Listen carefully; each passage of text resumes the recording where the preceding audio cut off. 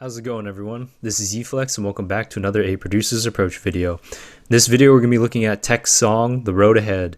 So if you guys haven't watched my videos in the past, I basically break down these videos into three separate sections. I have an intro backstory section, then a breakdown analysis section, and then lastly an outro section. So the artist Teqq is a artist that I've been following for quite a bit of time.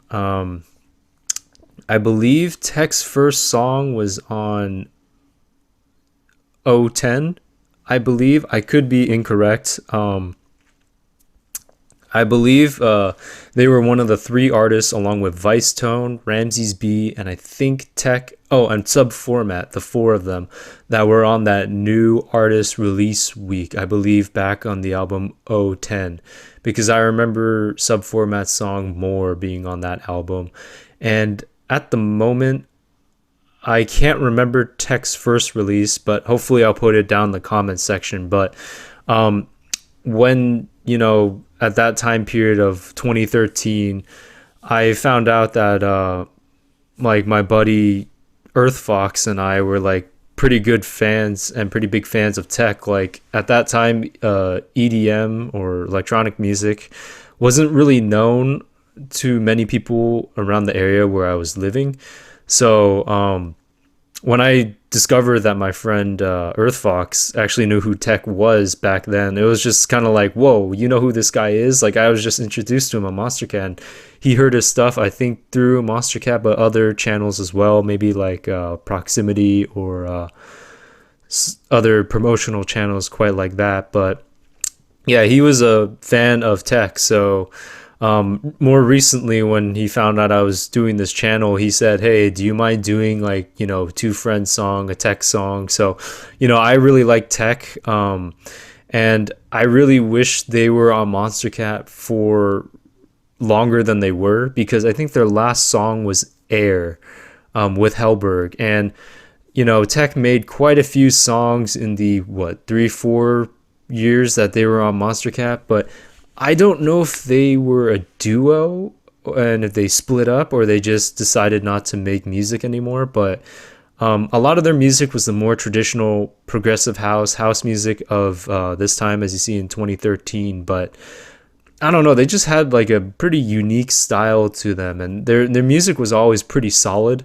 The reason for this song that I chose the song is because it's one of the more underrated songs from Teqq. I mean, with only 500,000 views being released in 2013, like some of the Monstercat songs released in that time have 6 million, 7 million views. So this song to me is underrated, but also it's on an album that I just recently got into and purchased, which is 013 Awakening. And that album has a lot of songs like Razor Sharp, Ify, Jurassic. There are a lot of good songs on that album that were kind of overlooked, but I think Razor Sharp was like the really big ticket, popular song. But anyways, off on my tangent, Earthfox and I have been fans of Teqq, so this is kind of an homage and kind of a referral video from him to do Teqq. So I was like, why not? Teqq is always good. His Teqq's music was definitely, really good at that time, and I do kind of reiterate this, but I do wish they released more on Monstercat, and I wish they stayed on Monstercat for a little bit longer than they did. But that's kind of the past and history. So anyways, we'll listen to their song The Road Ahead in homage to them, having their legacy still on Monstercat with these songs. So let's start this song, Teqq, The Road Ahead.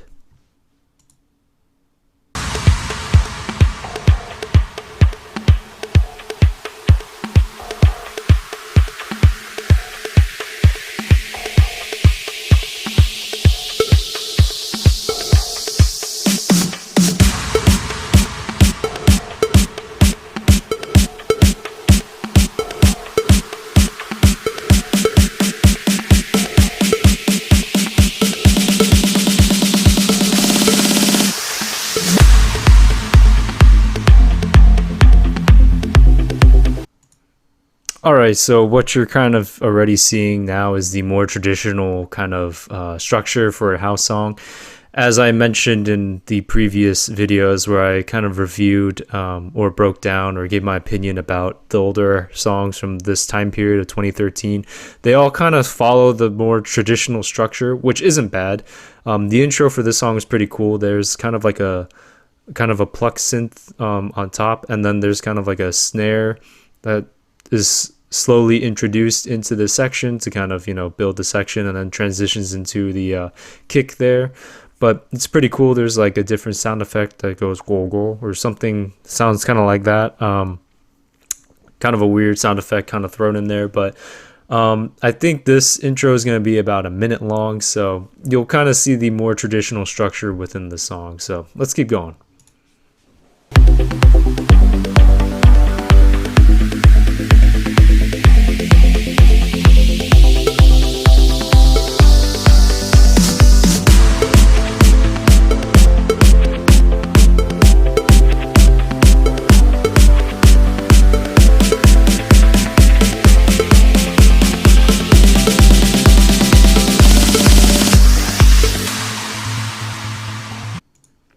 All right, so that's the intro. The one thing I just did want to point out was the kind of plucks on the bottom playing the chord progression. That was kind of a nice touch to kind of introduce what the chord progression is going to sound like and what the chord progression in terms of the note notation is going to be like. So it's pretty nice. And some of the samples thrown in are kind of nice. And then the more traditional kind of snare build up to kind of lead into this break section with some white noise. So it's a more traditional house intro, so it's good, and it works really well. And for the time, that's what worked pretty well.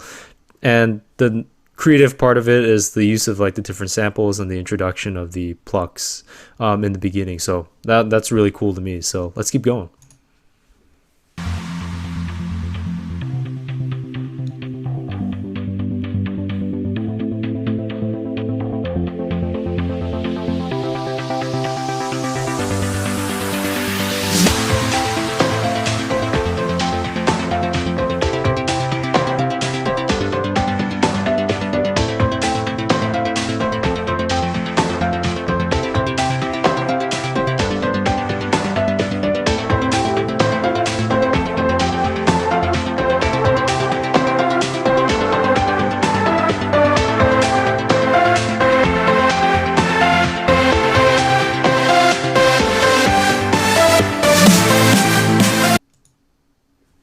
All right, so this is kind of leading into the build-up, but that break section is pretty cool. It goes pretty quiet. You kind of hear the arp slowly fade in, and then the piano kind of plays along with the arp, which is pretty nice. And then the percussion in the background sounds pretty industrial. Sounds like more of like something you'd hear in like an industrial kind of cyberpunk trailer, almost like, in terms of like what that snare kind of sounded like. Sounded pretty industrial to me. That's the best way I could phrase it. And then slowly the kind of chord saws, I guess you'd want to say, are slowly introduced into this section, into what's going to be the build-up. So, you have the industrial kind of percussion, then there's a white noise riser, and then it kind of switches into like the big kind of punchy snare for the build-up. So let's keep going.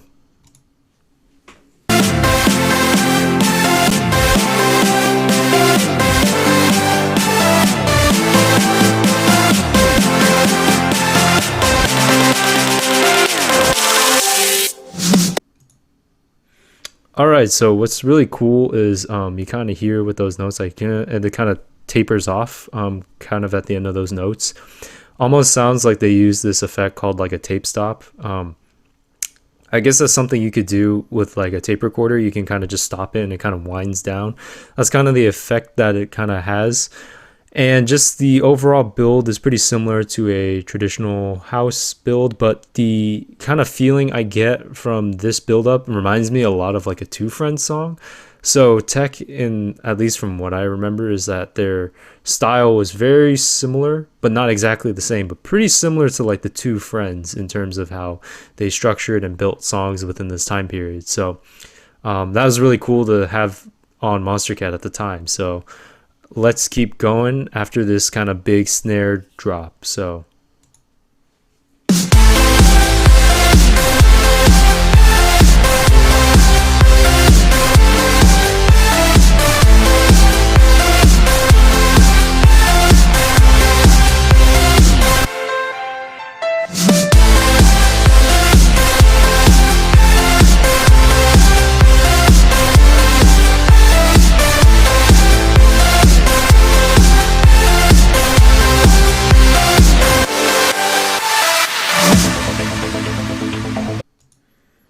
right, that was the first drop. So really catchy melody and lead.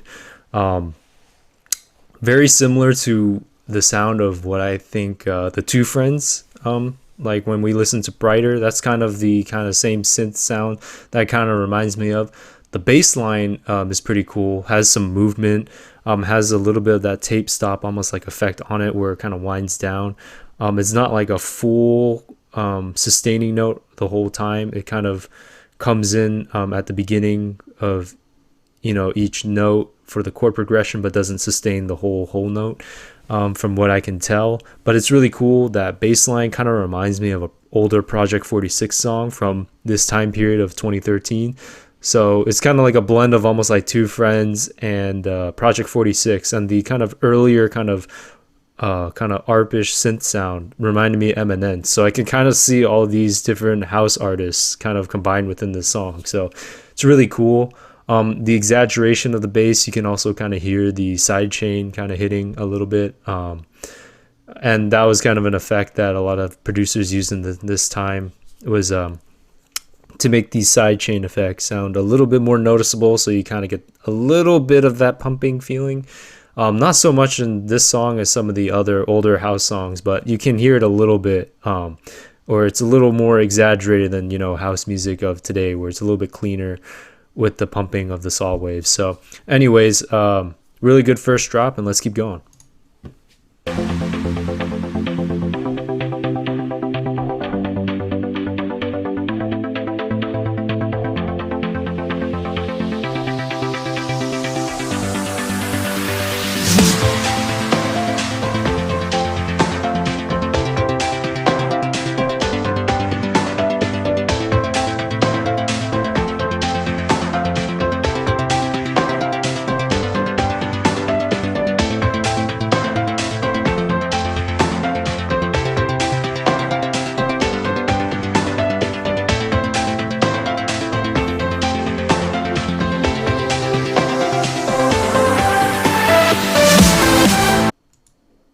All right, so that was the second break section leading into the second drop. Pretty similar to the first break section, but what I did forget to mention in that first drop was the kind of transition in the middle of the drop. It was pretty nice where at the end of the phrase, it just transitions into the piano sound.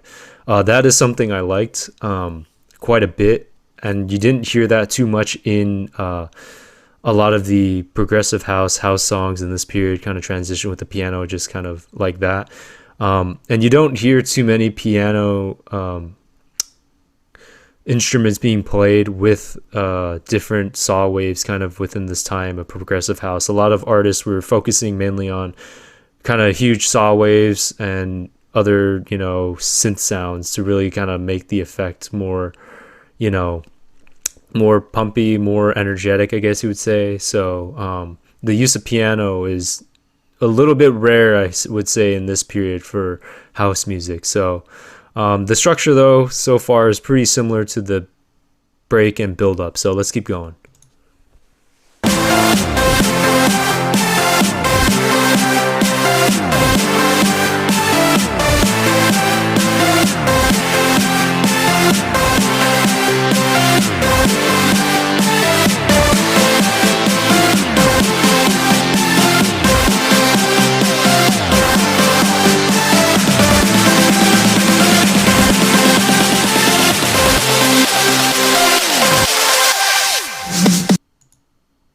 All right, so this build-up seems a little bit longer than the first build-up before the drop. So maybe just to emphasize, that's going to be going into the second drop. I really do like the slow inclusion of the kind of chord progression and maybe the lead sound. And that kind of reverse snare to kind of kick off into the drop is pretty cool too. So that's always a fun technique to use. So let's keep going.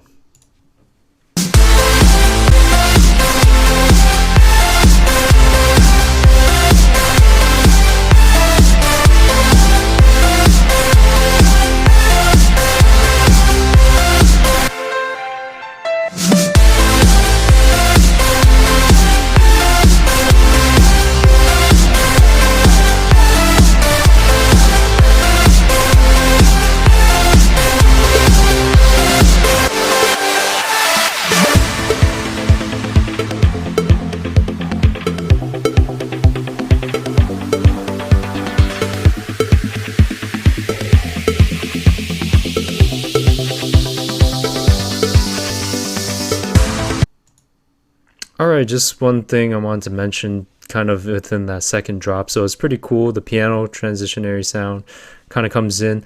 I forgot to mention there are a lot of different laser sounds kind of building up into the kind of end of drops. And for the build-ups, there's kind of these kind of laser sounds that are rising like pew, pew, pew. And they're being kind of pitched up like that. And then it's pretty cool within this outro section, towards the end of the second drop, where the kind of percussion comes in for that, a little bit before the outro. So it's like introduced a little bit before. So when you hear the kind of outro percussion change, it's not a big, huge transition, and you're not like, oh, wow, that's a huge change in the percussion. So that's pretty cool. And then slowly the sounds are outroing out, and then just into the more traditional kind of, it looks like a 30-second outro. So let's keep going.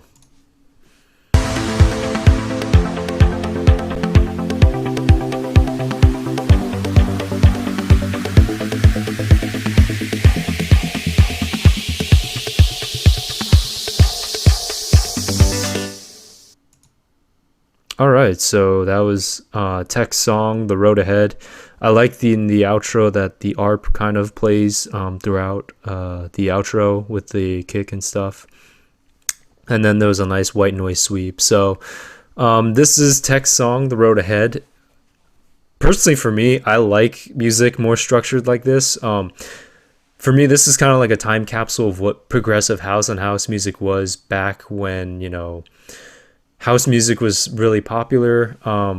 At least for me, I was really into house music and progressive house music of this period. That's what made me really get into EDM, besides electro and complextro, was pretty much progressive house and electro house that kind of got me really into EDM and kind of accelerated to where I am today, to making and just, reviewing music now. So this song is like a time capsule for, the progressive house music that I grew up really enjoying. Overall with the song, the structure is really, traditional. I like the use of the piano sounds within the song itself. The kind of introductions of a lot of sounds, and the build-ups are really cool. The use of the ARPs are really cool. The ARP is a sound I think that's pretty unique to Teqq.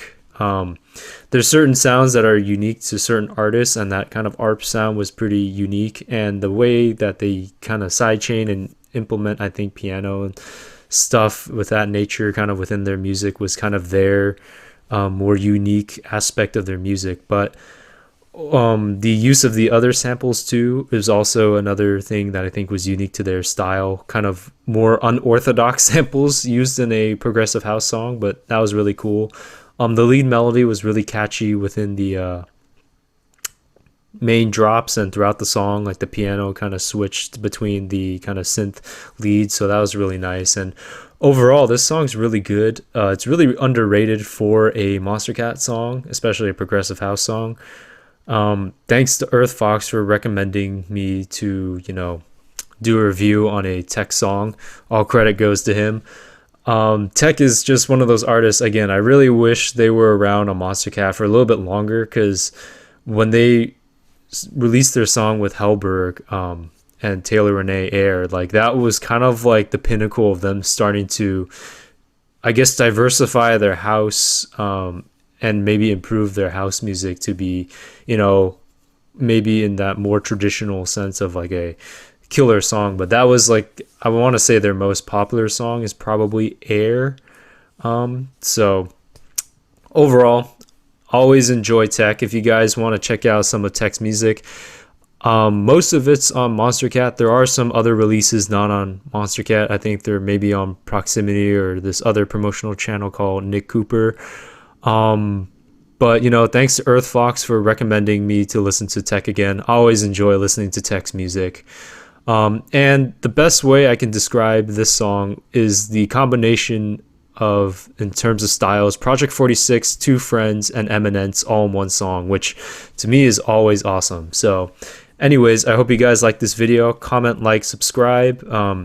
All those three help, but if you only do one of the three, that also helps too. But anyways, I hope to see you guys in the next A Producer's Approach video. Thanks again, Earth Fox, for the recommendation, and I'll see you guys next time. All right, have a good one. Peace.